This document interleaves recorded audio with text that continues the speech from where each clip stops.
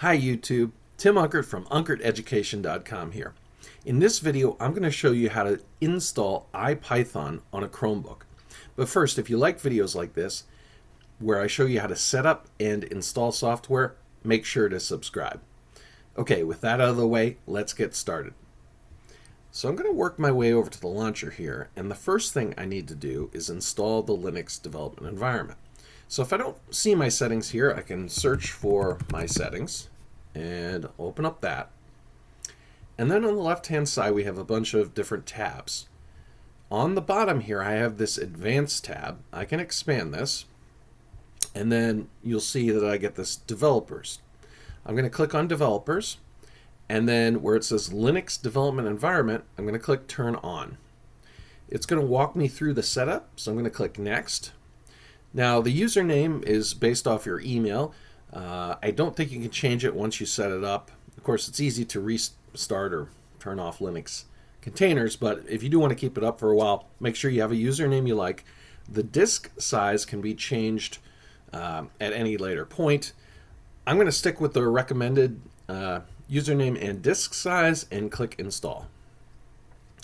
That's going to go and take a few moments to install, so I'll come on back once that's done.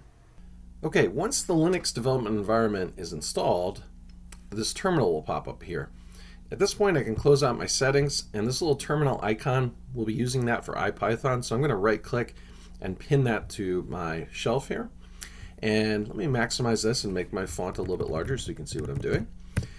The very first thing we want to do is make sure everything is up to date. So to do that, I'm going to type sudo apt update, and then 2 ampersands for and then sudo apt upgrade, and I'll do a -y flag that will answer yes to any additional space that the upgrade takes. I'm going to hit enter and let that run. That'll take a few moments, so I'll come on back once that's done. Okay, once that's run through, our Linux is now up to date. We can clear all this stuff out here, and when we install Linux on a Chromebook, it does install Python, but it doesn't install pip. So we have to first install that. So to do that, I'm going to type sudo apt install python 3-pip. And I'll do a -y flag to answer yes to the additional space and hit enter. Okay, so that's run through. And now let's clear everything out again. Now that we have pip installed, we can type sudo pip3 install iPython and hit enter. Okay, so that's run through and installed iPython. So let's clear this out again. And let's just type iPython here. And here we are. We're in interactive Python. So I can do something like 2 + 3, get the output of 5, print string, hello, so on and so forth. So I've got interactive Python installed in the Chromebook.